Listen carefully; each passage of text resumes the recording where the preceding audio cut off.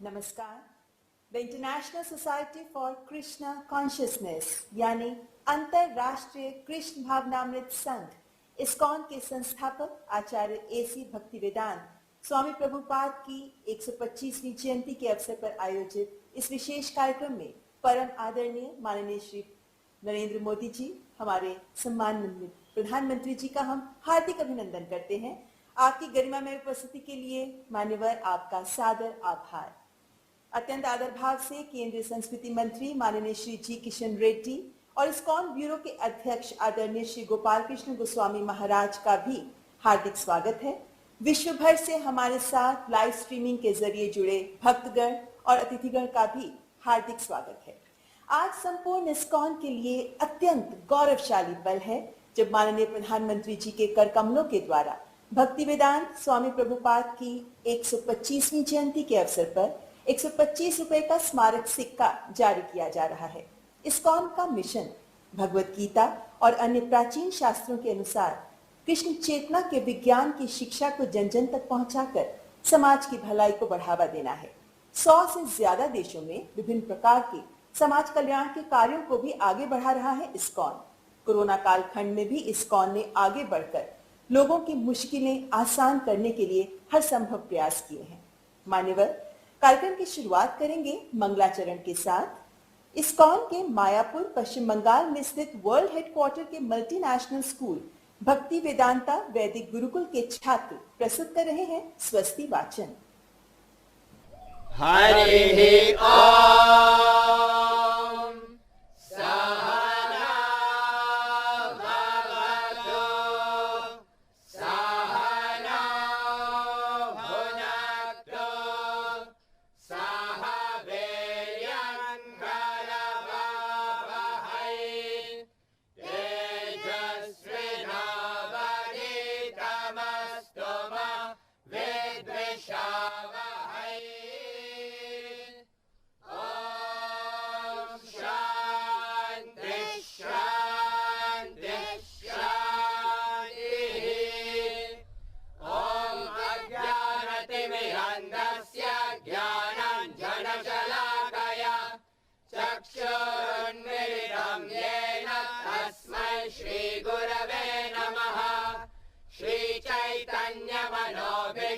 स्थापितं येन भूतले स्वयं रूप कदा मह्यं ददाति स्वपदान्तिकम्।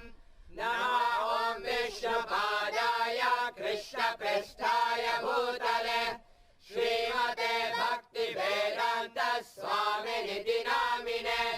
नमस्ते सारस्वते देवे गौरवाणी प्रचारिणे निर्विशेष शून्यवादी पाश्चात्यदेशतारिणे। वाञ्छाकल्पतरुभ्यश्च कृपा सिन्धुभ्य एव च पतितानां पावनेभ्यो वैष्णवेभ्यो नमो नमः। जय श्री कृष्ण चैतन्य प्रभु नित्यानन्द श्री अद्वैत गदाधर श्रीवासरि गौर भक्तवृन्द। हरे कृष्ण कृष्ण कृष्ण हरे हरे हरे राम राम राम हरे हरे। स्वामी प्रभुपाद का कहना है कि जो अपने शरीर, मन, बुद्धि और शब्दों से कृष्ण की सेवा करने का कार्य करता है वो आत्मा इस भौतिक संसार में रहकर भी मुक्त है। इस्कॉन ब्यूरो के सम्मानित अध्यक्ष आदरणीय श्री गोपाल कृष्ण गोस्वामी महाराज स्वामी प्रभुपाद के वरिष्ठ शिष्य हैं। मैं आदरणीय श्री गोस्वामी महाराज को उनका संबोधन प्रस्तुत करने के लिए सादर आमंत्रित करती हूँ। हरे कृष्णा। आदरणीय नरेंद्र मोदी जी, भारत के प्रधानमंत्री, आदरणीय Krishna Reddy, union minister of culture, आपका आभार कि आप लोग ने अपना कीमती समय दिया है इस शुभ कार्य के लिए। जैसे आप जानते हो, हम ये साल पापा जी का 125वां एनिवर्सरी मना रहे हैं। पापा कौन थे?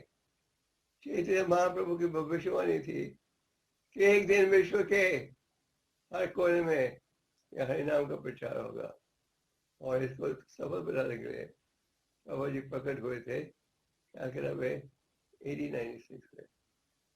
छोटी आयु में ही उनके पिता ने उन्हें हर प्रकार की शिक्षा दी थी और छोटी आयु में उन्होंने संस्कृत भाषा सीखना भी शुरू कर दिया। 1922 में एक महान संत को मिले।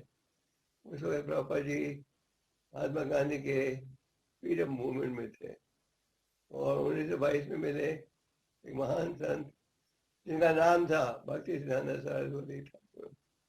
उन्होंने देखा कि बड़ी अच्छी अंग्रेजी बोलते हैं। उन्होंने कहा कि तुम ले जाओ इस प्राचीन भारतीय संदेश को विदेश में और अंग्रेजी देशों में इसका प्रचार करो।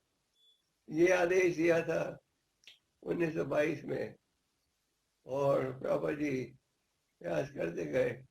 अंत में 1935 में 1965 में विदेश गए केवल 40 रुपए के साथ और उनके पास एक फ्री टिकट थी कार्गो के जहाज में। प्रयास किया था, लोगों से चंदा लेने के लिए, इतने सफल नहीं हुए तो कार्गो शिप में गए और 35 दिन का सफर था। और जब न्यूयॉर्क पहुंचे उनके मन में यही था कि हमने इस संदेश को प्रचार करना है। बड़े संघर्ष के साथ बाबा जी ने कृष्ण भक्ति का प्रचार किया और बहुत ही संघर्ष के साथ सफलता प्राप्त हुई। उन्होंने पहला इस्कॉन का केंद्र खुला था न्यूयॉर्क में 1935 में। आज विश्व के कोने कोने में आप मेरी संस्कृति का प्रभाव देखते हो। पहली बार इतिहास में भारतीयों ने देखा तो प्रभुपाद अपने विदेशी शिष्यों के साथ आए थे। उन्होंने देखा विदेशियों को साड़ी पहनते हुए, धोती पहनते हुए, तिलक लगाते हुए। प्रभुपाद जी ने थोड़े समय में ही ग्रंथों का अनुवाद किया। उनके गुरु महाराज का आदेश था वैदिक साहित्य का अनुवाद करो और थोड़े समय में ही भागवतम, गीता और ग्रंथों का अनुवाद किया। आज 70 करोड़ से अधिक किताबें वैदिक साहित्य के ऊपर विदेशों में पढ़ी हैं और आज बड़े महाविद्यालय जो हैं वो भी इन ग्रंथों का लाभ उठा रहे हैं। बाबा जी ने लगभग 70 ग्रंथों का अनुवाद किया। इनका अनुवाद आज विश्व की हर प्रसिद्ध भाषा में हो गया। आज आप विश्व के किसी भी महाविद्यालय में जा सकते हैं तो गीता को प्राप्त कर सकते हैं। तो प्रभुपाद जी की इच्छा थी जो वैदिक संस्कृति है पूरे मानव समाज के सुधार के लिए है और केवल हमें भारतीयों को ये नहीं सोचना चाहिए केवल भारतीयों के लिए है। और उन्होंने यथारूप वैदिक संस्कृति का प्रचार किया सारे विश्व में और केंद्र भी खुले। बाबा जी ने फिलॉसफिकल डिस्कशन के द्वारा ये साबित किया कि वैदिक साहित्य का उपयोग आज इस आधुनिक युग में भी हो सकता है। तो हम बड़े आभारी हैं प्रधानमंत्री जी के कि उन्होंने अपना कीमती समय दिया है इस योजना को सफल बताने के लिए। बाबा जी की इच्छा थी कि पूरे विश्व सुखी बने, लोगों का चरित्र हो, शांति की प्राप्ति के हम प्रयास करें। ये जब हो सकता है तो हम शास्त्रों की शिक्षा का लाभ उठा और ये जो संदेश है वे मानव समाज में साथ में सामाजिक सेवा विभाग था। बाबा जी ने एक फूड फॉर लाइफ प्रोग्राम शुरू किया था और कहा जाता है कि ये फूड फॉर लाइफ का प्रोग्राम तो हम लगभग विश्व के हर कोने में कर रहे हैं। ये लाखों लोग लाभ उठा रहे हैं और इसके साथ जब सामाजिक सेवा की, जब कोविड आया था, कोविड के कैंप खोले हर जगह समाज की सेवा के।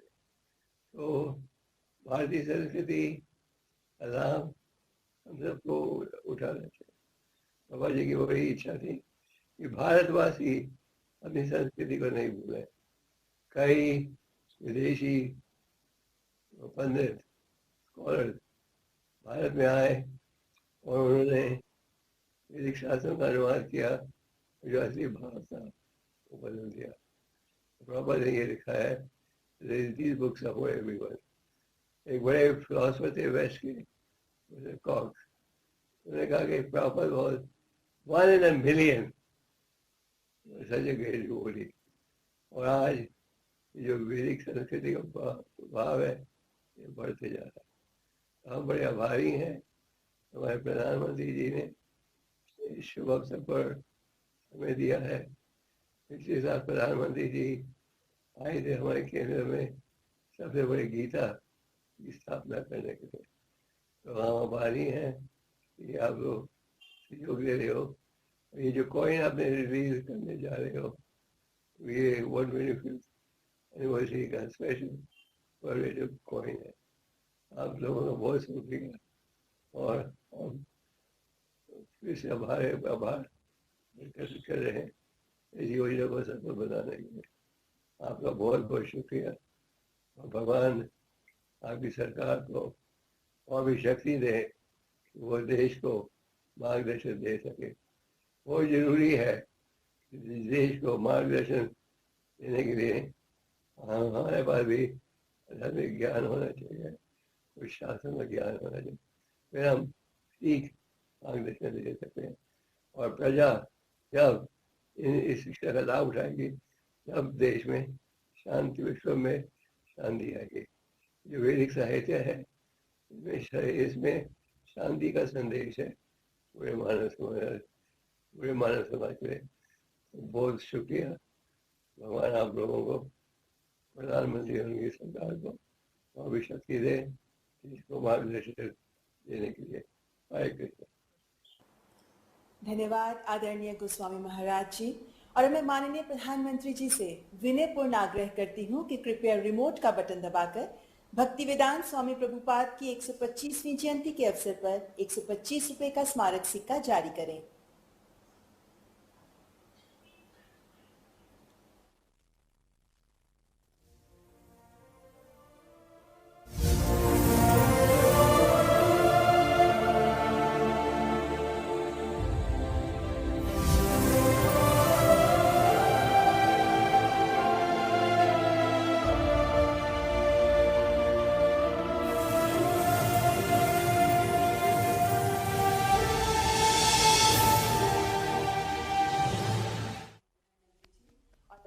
आदरणीय प्रधानमंत्री जी से विनम्रता पूर्वक करबद्ध आग्रह करती हूं कि कृपया अपने प्रेरणादायक शब्दों द्वारा हमारा मार्गदर्शन करें। हरे कृष्णा।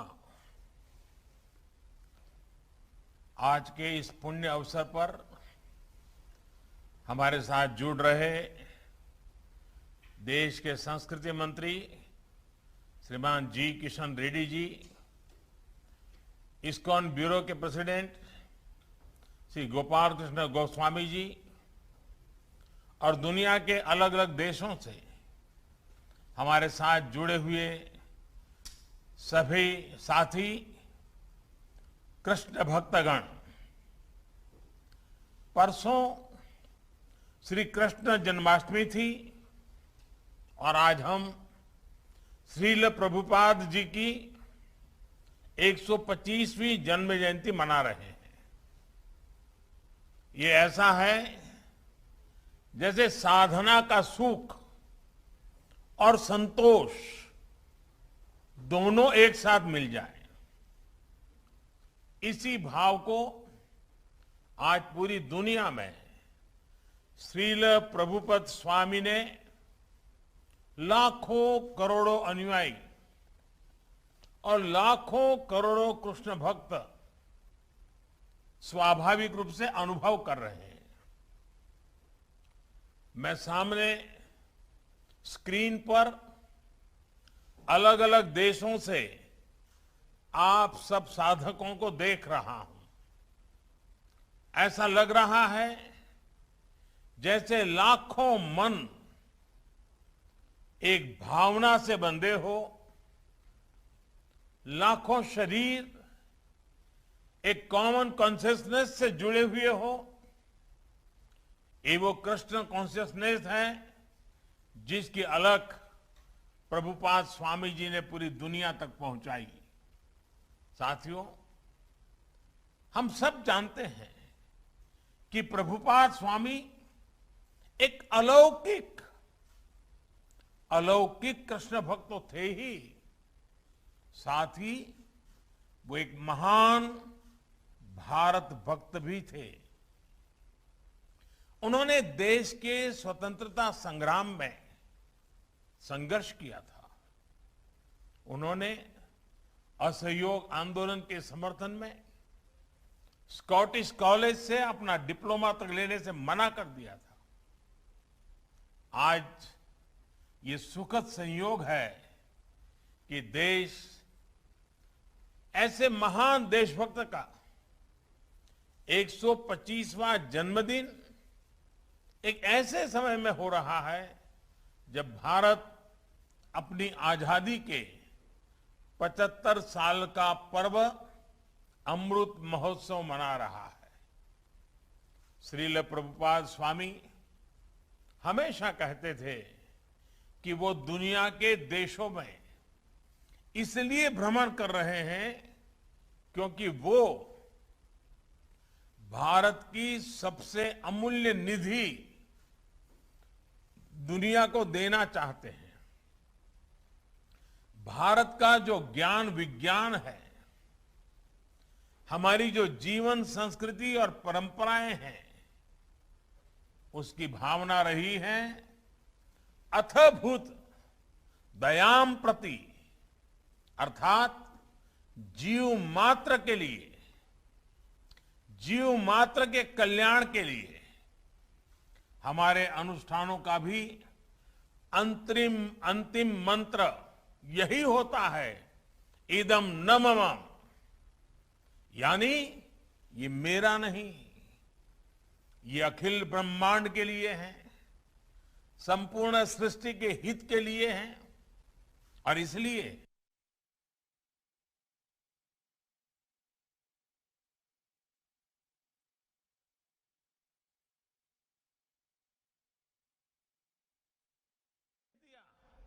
कि वे भारत के चिंतन और दर्शन को दुनिया तक ले जाएं। श्रील प्रभुपाद जी ने अपने गुरु के इस आदेश को अपना मिशन बना लिया और उनकी तपस्या का परिणाम आज दुनिया के कोने कोने में नजर आता है। अमृत महोत्सव में भारत ने भी सबका साथ, सबका विकास और सबका विश्वास के मंत्र के साथ ऐसे ही संकल्पों को अपनी आगे की यात्रा का आधार बनाया है। हमारे इन संकल्पों के केंद्र में, हमारे इन लक्ष्यों के मूल में भी वैश्विक कल्याण की ही भावना है।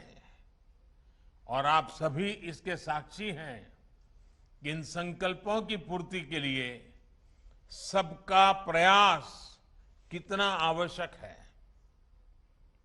आप कल्पना कर सकते हैं, अगर प्रभुपाद जी ने अकेले विश्व को इतना कुछ दिया है, तो जब हम सब उनके आशीर्वाद से एक साथ प्रयास करेंगे तो कैसे परिणाम आएंगे। हम जरूर मानवीय चेतना के उस शिखर तक पहुंचेंगे जहां से हम विश्व में और बड़ी भूमिका निभा सके, प्रेम के संदेश को जन जन तक पहुंचा सके। साथियों, मानवता के हित में भारत दुनिया को कितना कुछ दे सकता है,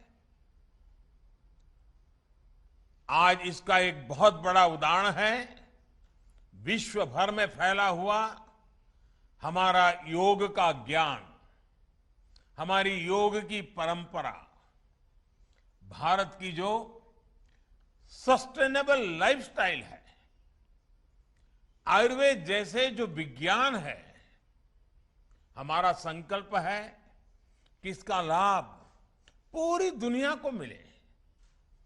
आत्मनिर्भरता के बीच इस मंत्र की श्रील प्रभुपाद अक्सर चर्चा करते थे, उसे भारत ने अपना ध्येय बनाया है और उस दिशा में देश आगे बढ़ रहा है। मैं कई बार जब आत्मनिर्भर भारत और मेक इन इंडिया के लक्ष्यों की बात करता हूं, तो मैं अपने अधिकारियों को, बिजनेसमैन को इस्कॉन के हरे कृष्ण मूवमेंट की सफलता का उदाहरण देता हूं।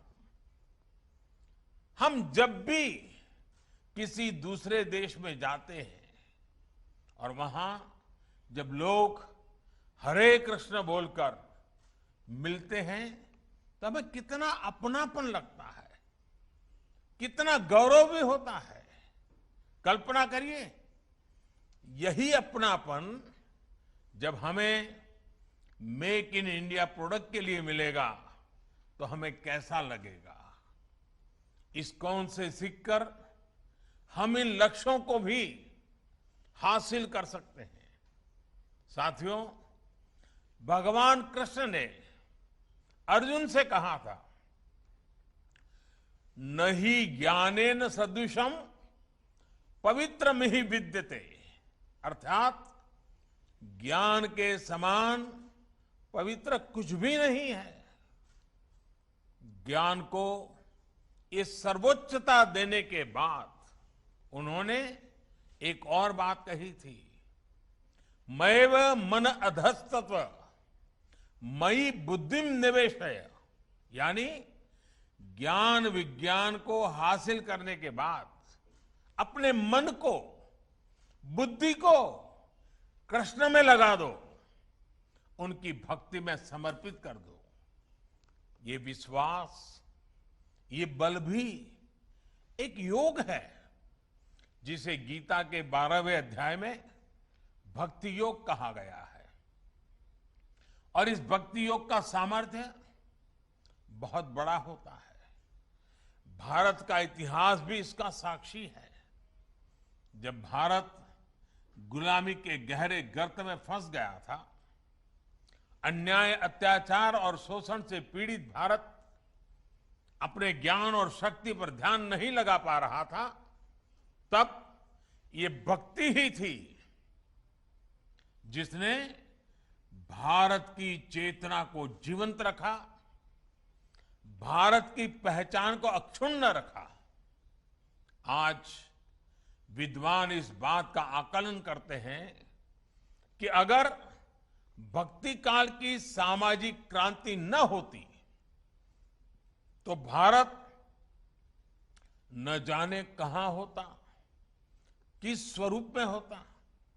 लेकिन उस कठिन समय में चैतन्य महाप्रभु जैसे संतों ने हमारे समाज को भक्ति की भावना से बांधा।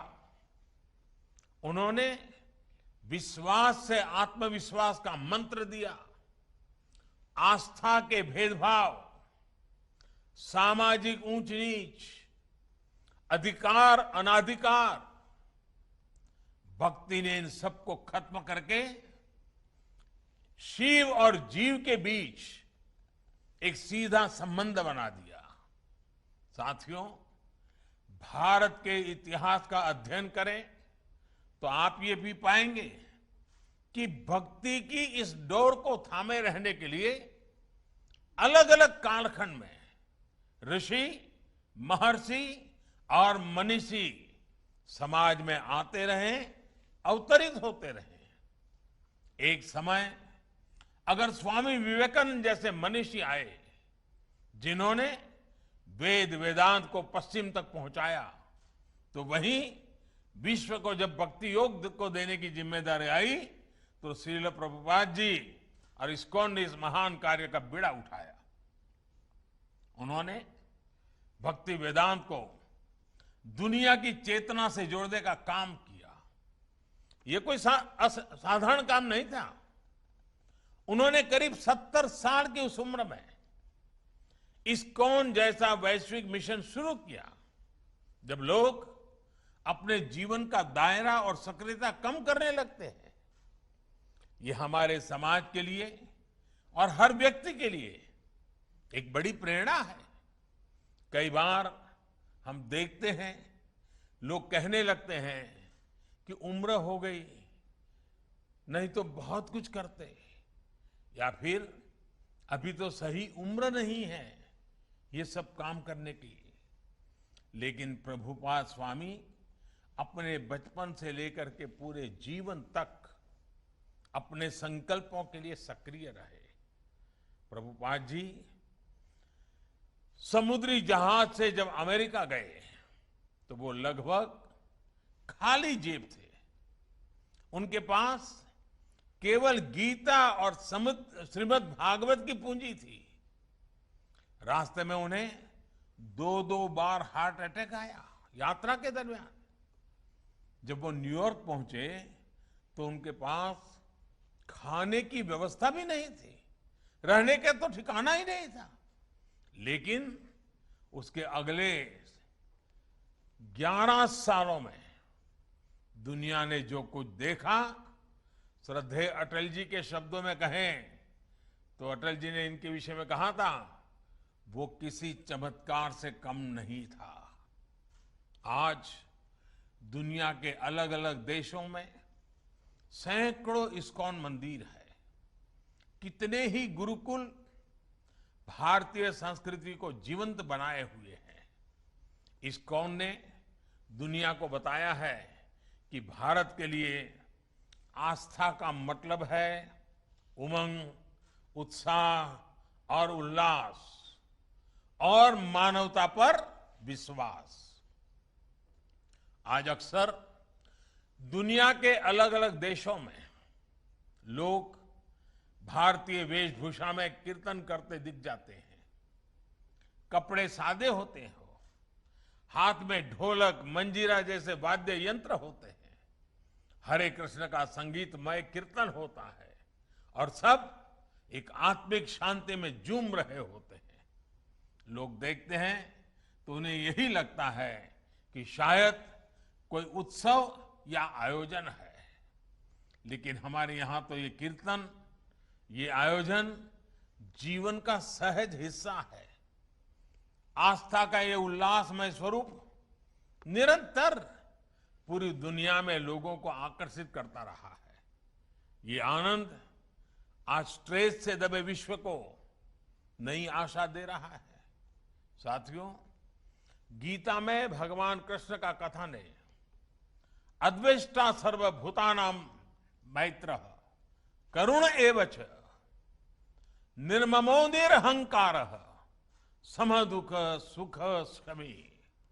अर्थात जो जीव मात्र से प्रेम करता है, उनके लिए करुणा और प्रेम रखता है, किसी से द्वेष नहीं करता, वही भगवान को प्रिय है। यही मंत्र हजारों सालों से भारत के चिंतन का आधार रहा है और इस चिंतन को सामाजिक आधार देने का काम हमारे मंदिरों ने किया है। इस्कॉन मंदिर आज इसी सेवा परंपरा के आधुनिक केंद्र बनकर उभरे हैं।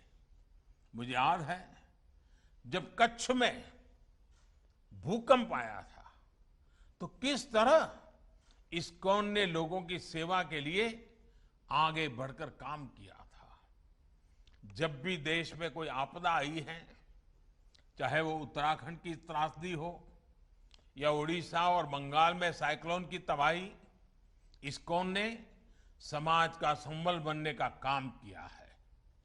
कोरोना महामारी में भी आप करोड़ों मरीजों, उनके परिजनों और प्रवासियों के लिए लगातार भोजन और दूसरी जरूरतों की व्यवस्था करते आ रहे हैं।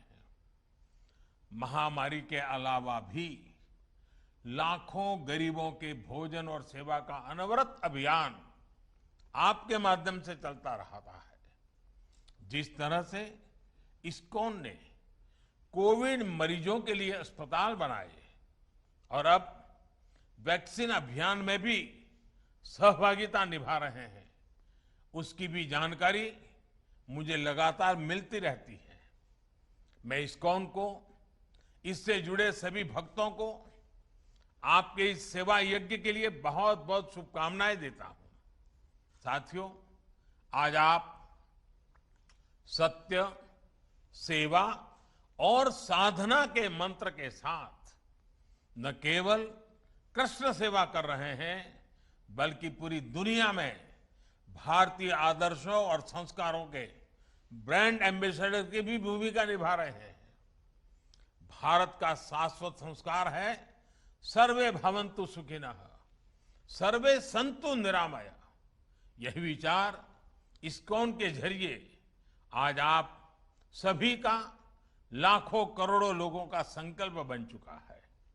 ईश्वर के प्रति प्रेम और जीव मात्र में ईश्वर के दर्शन, यही इस संकल्प की सिद्धि का मार्ग है। यही मार्ग हमें विभूति योग अध्याय में भगवान ने बताया है। हमें विश्वास है कि वासुदेवः सर्वम का ये मंत्र हम अपने जीवन में भी उतारेंगे और मानव मात्र को भी इस एकता की अनुभूति कराएंगे। इसी भावना के साथ आप सभी का बहुत बहुत धन्यवाद। हरे कृष्ण।